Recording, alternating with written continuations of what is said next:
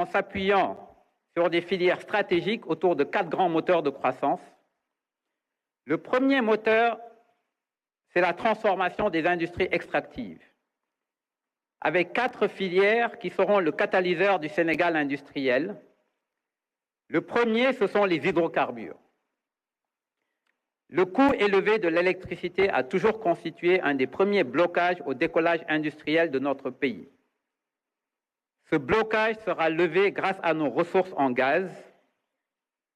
Le Sénégal, aujourd'hui, ne dispose que de 1740 mégawatts à un prix facturé de 110 francs le kilowattheure en contrepartie de subventions colossales.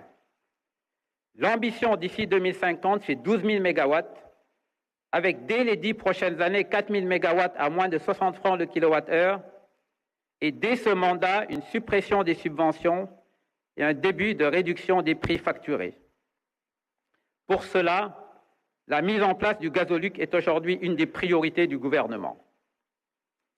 L'autre volet majeur, c'est le développement de bases logistiques pétrolières pour faire du Sénégal la principale plateforme de service des activités pétrolières du bassin régional. Mais c'est surtout la nouvelle cité de la pétrochimie qui rassemblera de grands projets pétrochimiques avec 5 à 8 milliards de dollars d'investissement et 15 000 emplois.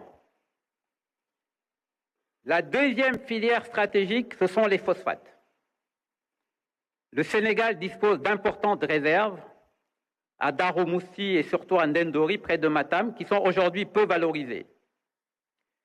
Aujourd'hui, une partie de ce phosphate est exploitée par les ICS, principalement pour produire de l'acide phosphorique exporté en Inde.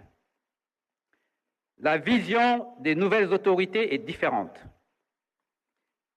Désormais, le phosphate sénégalais sera principalement valorisé et transformé en engrais ici au Sénégal, avec le grand pôle industriel qui sera à Matam. Ceci pour assurer notre souveraineté agricole et appuyer nos voisins de la sous-région dans cette bataille aussi de la souveraineté agricole. La troisième filière extractive, ce sont les matériaux de construction. Malgré nos matières premières, nous importons 60% de nos besoins et cela impacte aussi bien le coût que la qualité de nos constructions. Le gouvernement mettra tout de suite plus d'ordre dans ce secteur, mais la vision, c'est surtout de produire beaucoup plus de matériaux sur place et de réduire les importations en valorisant toutes nos matières premières. Cette valorisation fera naître une quatrième filière. En effet, en mettant en place les conditions nécessaires, notamment le chemin de fer et l'énergie, le Sénégal valorisera les importantes réserves de fer de la Falémé et se positionnera d'ici 2050 comme un hub métallurgique régional.